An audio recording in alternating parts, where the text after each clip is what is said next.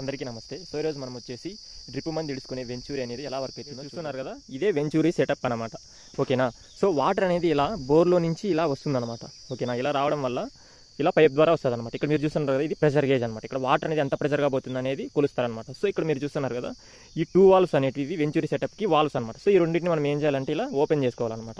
ఓకేనా. మీరు ఈ పెద్ద వాల్వ్ చూస్తున్నారు కదా, ఈ వాల్వ్ అనేది సగం కానీ 40 to 60% మనము క్లోజ్ చేసుకోవాలన్నమాట. ఇక్కడ నుంచి ప్రెషర్గా వచ్చే వాటర్ అనేది ఇక్కడ మనం ఆపుతున్నాం అనమాట. ఈ వాల్వ్తో ఆపుతున్నాం.